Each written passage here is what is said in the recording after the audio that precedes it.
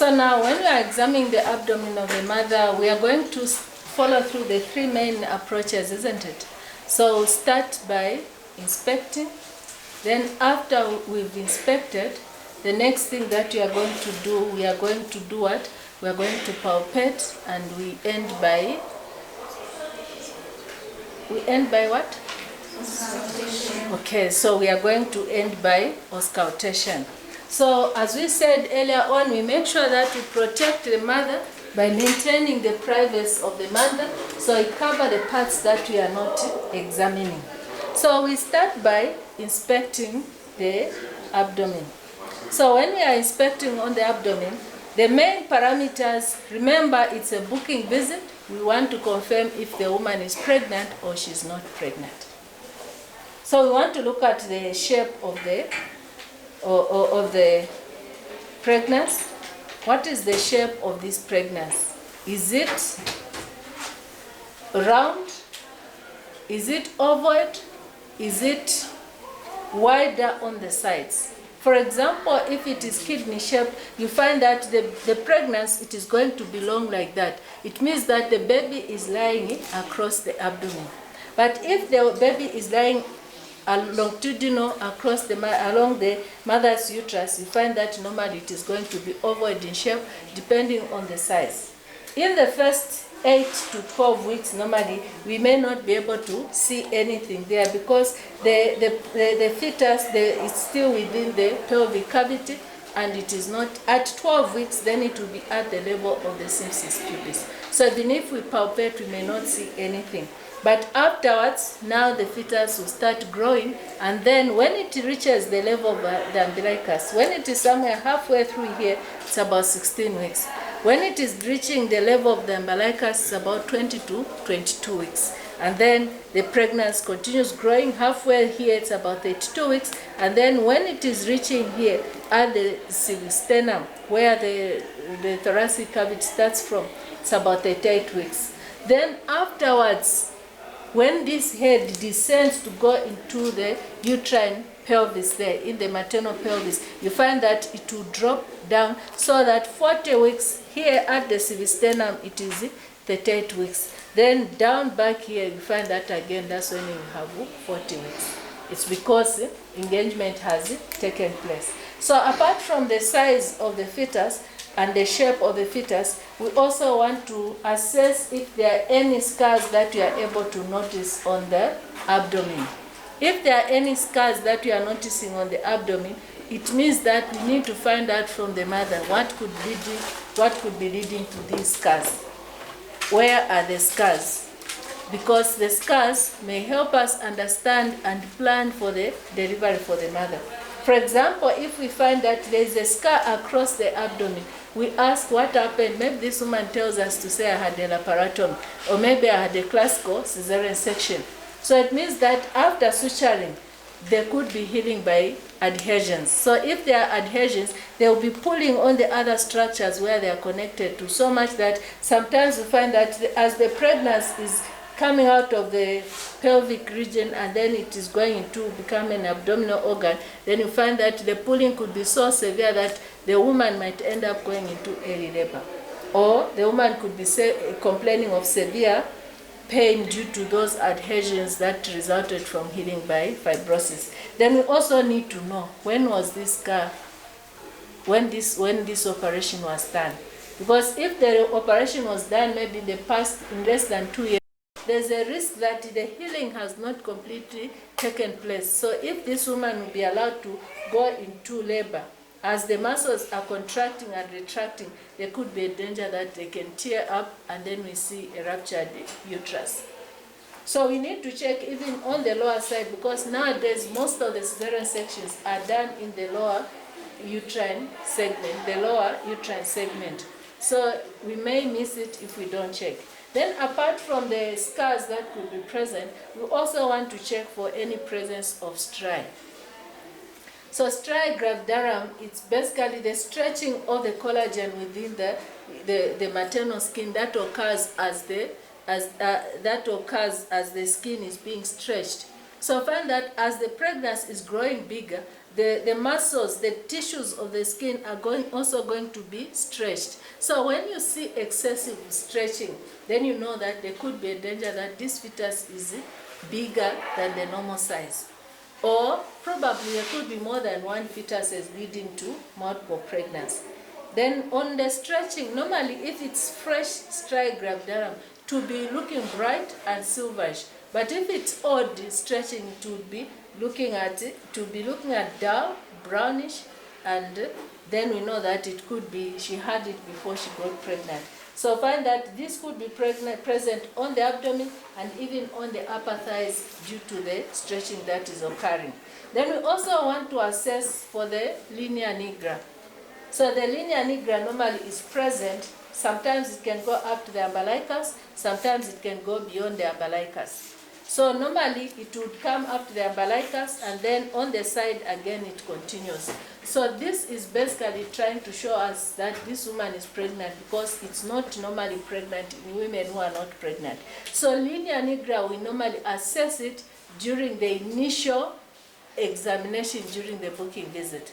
But striae gravidarum we are going to assess every visit so that we assess whether it is increasing. If it is increasing, then it could be indicative that the fetus is growing bigger and there's more stretching. Then after we've also inspected on that, we also want to assess, are there any fetal movements that we can notice? If there are fetal movements, then it could be indicating, could confirm to us to say that indeed this woman is pregnant. Because sometimes someone can easily stretch when they gain weight, even when they are not pregnant. So these fetal movements we are seeing, are they normal or they are not normal? For example, we may notice that they are kicking so much. It could be maybe they are quite a good number, maybe we are looking at a multiple pregnancy. Or probably this woman is going into hypoxia and there's fetal distress and the fetus is stretching high. Now after we've assessed that, we've finished the inspection, the next thing we are going to do now is the palpation. Now before we start the actual palpation, the next thing that we are going to do, we are going to measure the size of the pregnancy. So the measuring of the size of the pregnancy, we have two approaches. Currently, we use more of the tape measure. So we get this tape measure, we see where it's written in centimeters, we have where it's written in inches. So we get this part where it's in centimeters and start from the upper part of the syphilis pubis, and then we place it on the abdomen, we follow through on the middle part in anterior posterior diameter until we reach where we find the resistance. Then when we reach where we find the resistance, then that's where we are going to put, and then we are able to check. So for example, we find that our mother is 32 weeks, isn't it? So here she's about 32 centimeters. So normally when you're using the tape measure, we can find either 31, 32, those are some of the findings. But there are times when we don't have the tape measure. If we don't have a tape measure, it means that we are going to use our fingers. So since I'm this side, I'll use my left hand to measure. So I should first find where there's resistance. Then starting from the syphilis pubis there, I place my two fingers there, okay? I know there have been some arguments where they say which finger should you use, the other one is small, but normally we use these two fingers, the middle finger and the small fingers, and then you press them there, and then afterwards we don't do this because we might miss the point and say she's 40 weeks when she's not. So when we place there, we take note, so we are checking. So normally every finger denotes 2 centimeters, okay? So we measure. Now in a normal situation, it might be uncomfortable for the woman for us to be pressing continuous, isn't it? So if I do this, I find the resistance is here. Then I know that up to here it's about 20 centimeters. Okay? So there's no need of me to start from there. So I'll start from here so that I'll measure there from there to 4. So here it's 20, 22, 24, 26, 28, 30, then I'll check here 32, 34, then 36 there. Okay, then I'll be able to record. Then after I've done the height of fundus, the next exam that I do, I feel what is in the fundus. Now as I'm examining, I need to also observe my mother Mary there, what facial expressions are. Because some of us, we are a bit rough. So then the woman might have some discomfort. So as I examine, I feel what am I feeling. I'm assessing if I'm noting any hard thing which is not even, isn't it? So if I find that there's a surface that is not even that I'm finding, then probably I'm dealing with the bumps for the fetus. If I find that it is smooth, it is not movable, then I know that probably I could be dealing with the cephalic. So after I've palpated, I've felt what is in the fundus, then afterwards I'll do now the Leopard maneuver number 2, or I'm going to do a pelvic palpation. Now when I'm doing the pelvic palpation, I want to confirm whether what I found in the fundus could be relating to guide me what is in the pelvis. So in the pelvis there, I'll feel if I'm feeling for any hard surface. So usually if it's a head, when I'll palpate, it can easily be moved from one point, but it is going to smooth and round. So I'll feel for the presenting part there and compare with what I was finding. So now usually after I've palpated here, sometimes if I'm not sure, I want to feel whether this part has what engaged.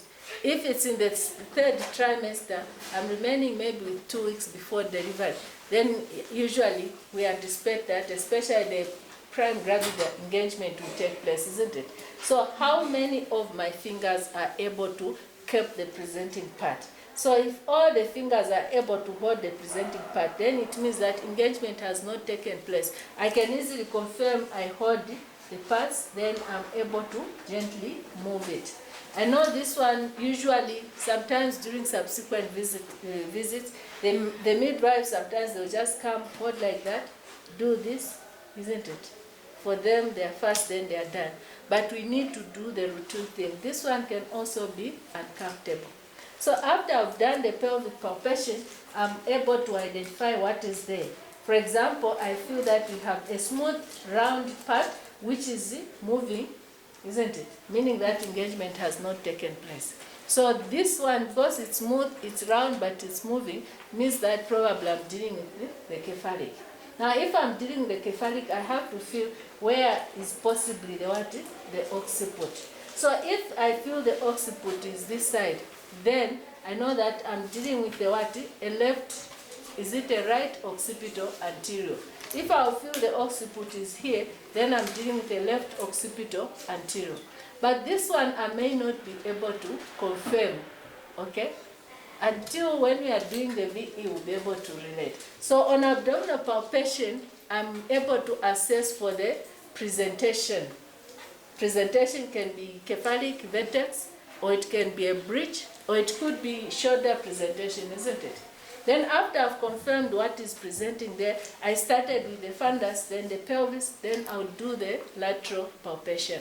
Now when doing the lateral palpation, I want to avoid so much movement of the fetus, especially in the early pregnancy when it is still small. So normally I would put some support, and then I'll start feeling for the, I want to feel for the heart, long part, because I want to assess the lie of the woman, of the fetus. Is the lie longitudinal in relation to the maternal pelvis, or is it across the maternal pelvis, or it is oblique? So I feel for the back, which is the long part, which is not moving, it is continuous until finally I feel that side. After I've finished the other part, as I'm palpating, I should also be checking on the mother to assess whether it's comfortable or not. Then I'll put some support there, and I'll palpate for this part to feel if there's also the longitudinal part, or maybe there are different parts that are not even, and finish. Then after I've done this part now, we do what we call walking the uterus. So this working of the uterus, normally, there are times when the fetus can lie against the mother's back. And then as you palpate, you may not be able to identify where the back is.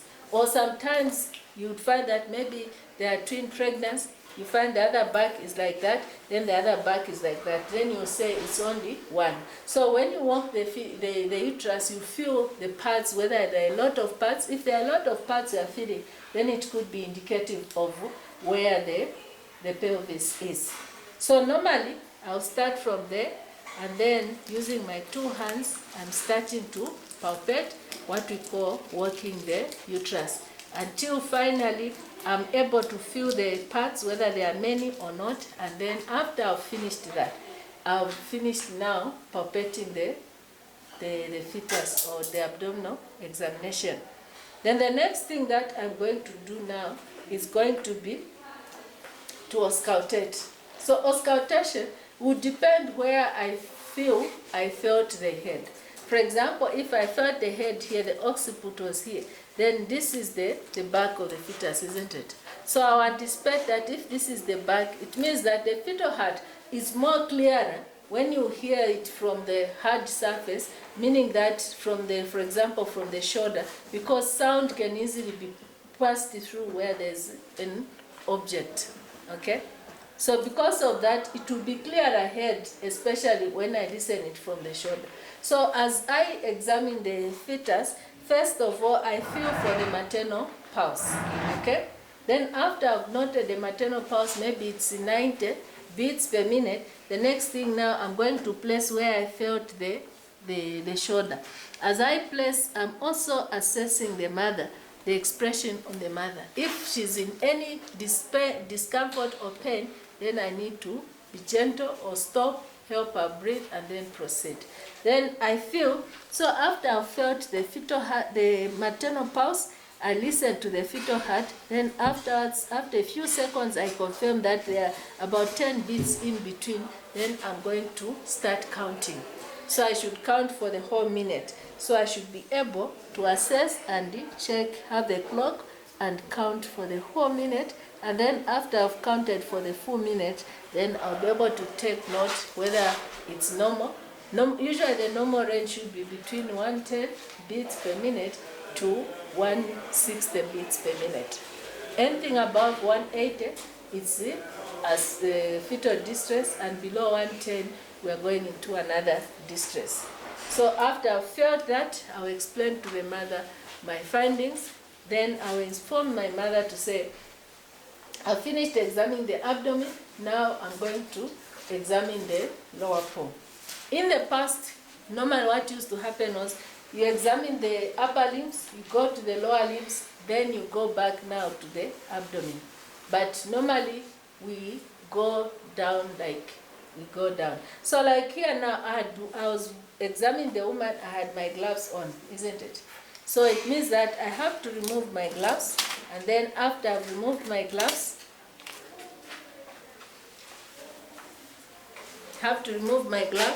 and then I have to wash my hands so that I can re-examine now the perineum for the woman.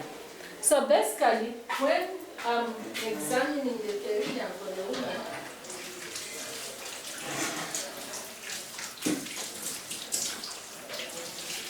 if I'm not doing any vaginal examination, so basically if I'm not doing a vaginal examination, then I will put on my examination gloves, okay? But since it's a booking visit, if it's a booking visit, I've assessed the woman, then I saw that there's a need of determining the diameters, then it means that I'll need to do some pelvic examination. So I'll need to do the vaginal examination, where I'll do the vulvar swabbing, then I'll examine. But if I'm not doing that, I'm going to examine the vulva. Now when examining the vulva, now I'll cover this woman on top here, and then after I've covered the woman on top here, then I'm going to do what? I'm going to examine. So examination of the vulva also follows through the sequence we followed. The only difference is that now when examining the vulva, normally we don't do what? We are not going to auscultate. Okay, we are not going to auscultate, we just do the inspection and the palpation. Okay, we do the inspection and the palpation.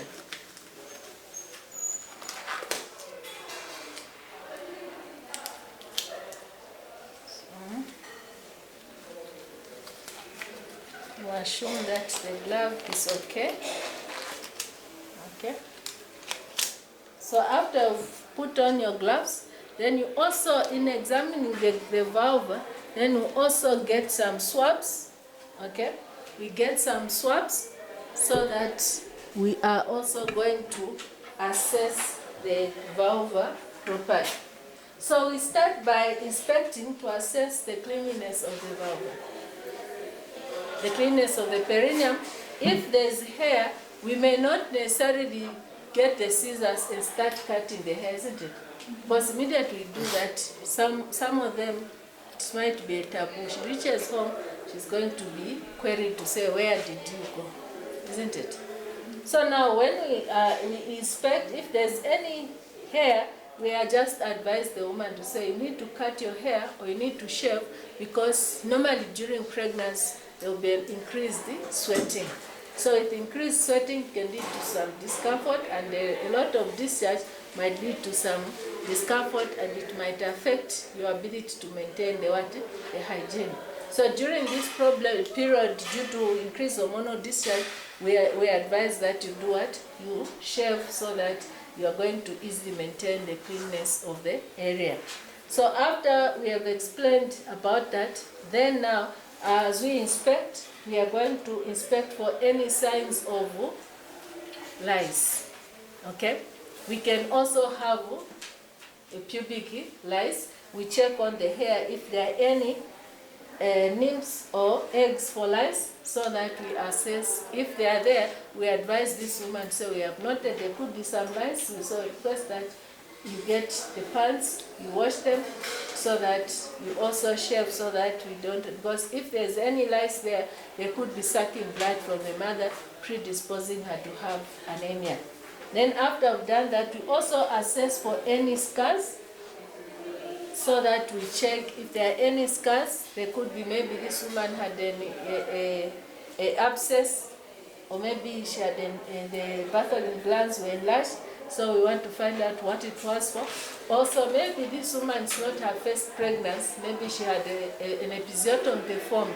So we might be able to assess and determine for this time around whether she's going to be roomy enough for us to continue with vaginal delivery or not. Then after we check for any scars, we assess also for any sores. If there are any sores there, then probably this woman could be having some sexually transmitted infection. So we want to know what could be the problem, so that we'll be able to advise properly. Then after we've assessed for any sores, there are no sores, and then we are going to palpate in the inguinal glands for any enlargement. If they are enlarged, it means that there could be some pelvic infection, or there could be, if there are any pelvic infection, we assess so that if there is need for treatment, then we are going to provide with the treatment. Okay? Then afterwards, we also need to assess on the vaginal orifice. Is there any discharge? What type of discharge is there? So if we are not doing the vaginal examination immediately, because for vaginal examination now, we have to start cleaning, do vulvar swabbing, and then we do the vaginal examination. But before that, we could get a clean swab, and as we get a clean swab, we place it on the introitus there. And then we are going to advise the woman to, isn't it? So as she is coughing, you find that if there's any excessive production of secretions, then the secretions will go on the swab there. Then we'll be able to smell the secretions. Normally, in a pregnant woman, they are going to be, they are non-offensive. Okay?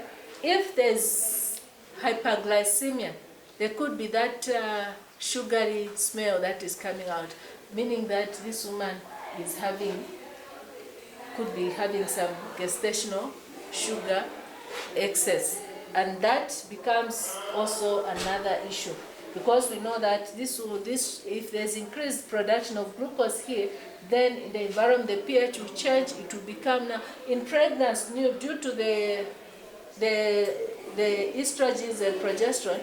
With the increased production of fluids, you find that these secretions, normally there's going to be increased production of the normal flora. Normally we have the Candida albicans, but with the increased production of these fluids here, or the juices, normally we see that there will be increased production of glucose, the glycogen from the dominant cells, changing the pH there to be more acidic and allowing growth of these Candida albicans, leading to a risk of candidiasis. So we check if there's any candidiasis. If it's there, then we are going to give them the pessaries or the necessary drugs for the woman to use. Then we also check if there's leukorrhea. Normally leukorrhea is one of the physiological changes that occur to the reproductive system. Then after we've examined the perineum, we've assessed, then the next part we are going to examine is we request the woman to turn. So that as the woman is turning now, we want to check on the maternal back if there's any kyphosis. If there's any kyphosis, the meaning that there's alteration on the normal lining of the back of the spinal cord. This could affect the pelvic diameters. They could be altered. So after I've checked, then we also check on the anal sphincter there, on the anus there. On the anus, are there any probable growths there, such as we are worried, because due to the pressure of the growing fetus, especially during subsequent visits, you find that this woman is liable to developing hemorrhoids. So we assess if the woman is having some hemorrhoids. If we are able to see some hemorrhoids, although normal operation may not be easily done, but it will depend on the severity of the hemorrhoids. So that we advise this woman to avoid constipation, to take a diet full of roughage, so that there is adequate movement of bowels and to avoid straining. Then after we finished on the examination, now we are going to examine the limbs. We have a limb nearby, not just the same hand. We can examine the hand. Oh, the limb is up there. Okay? So just check if we have a limb there. So basically, when we are going now to examine the limb, we know that what are the different parts of the limb that we can look at.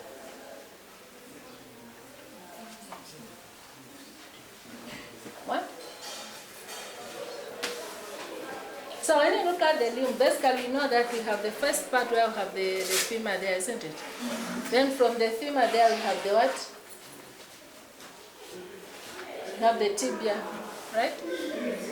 Then we have the stump there.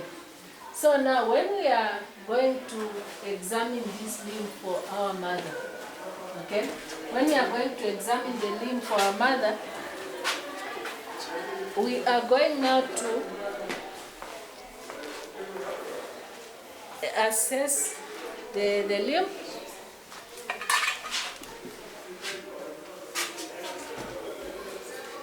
So when examining the limb of our mother, we start by examining here on the tibia, isn't it?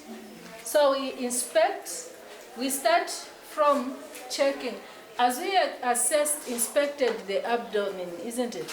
So normally you find that if the limb also there is some edema, swelling of the limb, some of the important things we may notice there, we are going to see that there could be some striae that will be present. Apart from the striae normally underneath the knee there, you find that there could be the veins could be enlarged. So these veins normally are going to enlarge because of they dilate due to the presence of progesterone, and due to the pressure here, you find that the blood return is going to be slowed, leading to development of varicose veins. So we need to check whether the varicose veins are present. If they are present, then we need to manage them. Sometimes if they are severe, there could be certain stretch bandages that will be applied so that would try to push them and promote backflow of blood. So after I've checked for the presence of the striae, the presence of the varicose veins, we also now going to assess the limb. So normally when you're assessing the limb, when you place your hand under the mother's limb there, you want to feel for any warmth. If there's more warmth than normal, there could be some deep vein thrombosis. But if there's no warmth than normal, then it could be okay. So you gently going to just rub up. You don't rub vigorously because due to the deep vein thrombosis or due to the relaxation of the blood vessels, you'd find that there could be also clot formation. Now if there's any clot and then you rub too much there, you could dislodge that clot, it becomes an emboli, it can end up going to lead to some blockage and lead to the death of this woman. So to avoid that, you gently feel for if there's any heat, then you just gently apply pressure there and ask the woman whether she's feeling any discomfort or pain. So if the woman is feeling some pain or discomfort, first of all, you want to assess how long has this woman been standing? Where is this woman coming from? For example, you are there, you are here, then this mother has come all the way from the junction they are walking. So that could lead to stretching of these muscles leading to some discomfort. If that's not the case, then you're also interested what type of shoes is this woman wearing. Because there are certain women who, even pregnant, they wear high-heeled shoes. So when they are wearing high-heeled shoes, it could lead to strain on the muscles. Then we are also interested to find out sometimes these women could have some calcium deficiency. If there's calcium deficiency, then it could lead to some spasms and discomfort on the muscles. Then when all those are now ruled out, finally that's when you can start worrying about deep vein thrombosis. Okay? So after you've done that, then you also palpate here. You gently press. After you've pressed for some few seconds, then you're going to rub to feel if there's any ocult edema. So when there's ocult edema, then probably you are referring to, we could be having some edema on the lower limbs there, isn't it? Then from there now you come to the ankle as well. So when you reach on the ankle here also, you press gently, then afterwards you are going to rub to feel for any edema. So if this edema is present, right, you find that from the woman. When is it severe?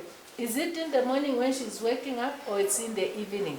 Because if it's in the evening, it means that this woman has been standing the whole day. So that gravity is leading to reduced blood backflow of blood. So the legs will be swelling. It could be of worrisome if the woman wakes up in the morning, the limbs are still swelling. Okay? Then from there now you go to the pedal here. Now on the pedal, you start from here on the knees, you check on the cleanliness of the limb. Some women, when the pregnancy becomes too big, they'll have challenges to be able to reach at the foot end here. So they may not be able to scrub adequately. Okay? Then you also check on the nail beds, you press gently, then afterwards you let go, you are assessing for blood return. If it is the blood return is good, blood will return easily. If it is not good, then it won't return easily.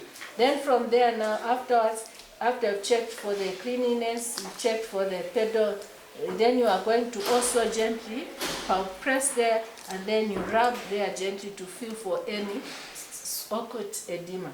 So if the occult edema, then you're able to assess whether you have the ankle edema, have the pedal edema, and then you have the tibial edema there. So after you've finished examining the lips, then you have finished examining. Now with the legs now, okay, with the legs now, normally you are going to get the two legs, put them together and assess for symmetry. If the other limb is shorter than the other one, then it means that even the pelvis could be altered.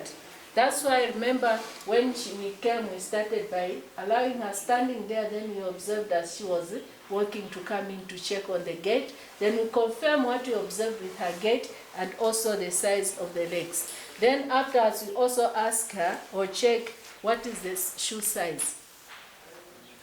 Okay? If, for example, her shoe size is size 3, probably she could be having a smaller pelvis. So if it's a smaller pelvis, we need to be cautious, because if the husband, maybe him is size 12, then the baby could be having the genes for a bigger one, leading to say she might have a bigger baby than the pelvis, will end up with a cephalopelvic disproportion.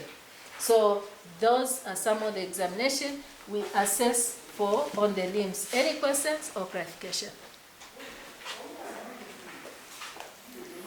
So if there are no questions or clarifications, after we have examined the woman, then we tell our mother to lie on the side so that we don't continue letting her lie on the back because of the fear of the congestion of the inferior vena cava, leading to the fainting syndrome or syncope that can occur.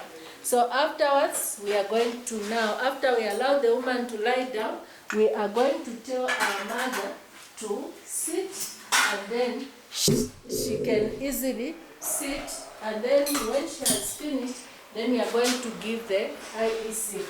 Okay? So based on the investigations we did, based on the history that was collected and the physical examination, now we are going to come up with a diagnosis. Maybe we are saying that it's a normal pregnancy, a woman with a normal pregnancy in the first trimester of pregnancy, isn't it? Or maybe we are saying that a woman with in the second trimester of pregnancy with the normal pregnancy. Now, after the assessment, we've washed our hands, we've come up with a diagnosis. Then we also assess if this woman, as we said earlier on, she was coming with the first visit, isn't it? So if the blood was not collected, the other thing that we need to do is we are going to collect blood. So basically, when you collect blood, we want to collect blood to check for hemoglobin levels so that we are able to know. So some areas where we are going to go, we find that for them, especially mission hospitals, sometimes they can have hemoglobin strips. So the hemoglobin strips we collect, then we are going to put some blood on the strip, and then we assess the color change so that it will help us determine what the hemoglobin levels are. If that we don't have, we collect the blood. So when we are collecting blood, if you noted there, we have about 3 specimen bottles there. We have the paper one, which contains EDTA, the one we are going to put blood so that it does not clot. That one we are going to check on the comprehensive blood count. We check on what are the red blood cells, what is the hemoglobin levels. Then we also have the plain bottle there. The other plain bottle, like for example the red one, we are going to put blood so that we take it to check for the group and the blood group for the mother, and also the rhesus factor, so that we know whether she's rhesus negative or rhesus positive, which will help us plan. If she's rhesus negative, then we are going to advise her so that before she goes into labor, then we are going to give a anti-ROD or ROD so that we prevent development of antibodies against the maternal or the fetal blood or the fetal fluids. Then apart from the grouping and cross-match, we also now, we want to know the blood group in case of any transfusion or maybe any ABO incompatibility after delivery. We'll be able to know what is her blood group, what is the blood group of the fetus. So the hemoglobin level normally is checked 3 times during pregnancy. In the first trimester, in the second trimester, and in the third trimester. We check it during the 32nd to the 34th week. So normally the one that we get during the 36th week, usually that is the blood levels that this woman will go into labor with. Meaning that if we find that they are low, then we know that this woman is going into labor with low blood, then the high risk of postpartum hemorrhage. If in the first trimester the woman, the blood levels are low, then we are going to put on treatment for iron, we give them the folic acid and we give them the iron. So in normal treatment, folic acid we give them is 4 milligrams or once per day. Then the iron it's going to be given, we give the one for 200 milligrams daily. So we won't discuss about the intermittent presumptive because there's some people who are supposed to tell us, isn't it? Right? Yes. Then afterwards, we also check from the mother, from the history that we collected. If it was a booking visit, then we also need to find out, was this mother immunized during pregnancy or when she was a child? If she had received all the vaccines, the 3 vaccines, the DPT, okay? If she received all the DPTs, it means that this woman has been given at least 2 doses of tetanus. Because in pregnancy, they're supposed to receive at least 5 doses for them to be fully vaccinated. So meaning that we are going to start at the 2nd dose of tetanus vaccine. If she says she doesn't know, then we are going to start the 1st dose of anti-tetanus. So when we give the ATT, we are going to give them a green card and indicate the date. Then she will receive the next dose after 1 year, then after 6 months. She will receive the next after 6 months. So now, if she's coming for the 2nd pregnancy, then she tells us the previous pregnancy, she received the 2 doses, meaning that this time around, she had received, while as the young child, she received 2 doses in the previous, then this time around, she could be receiving TT4 or TT5. Then if she has received all the 5 doses, then on the card, we are going to write fully vaccinated. Then she won't need any vaccination.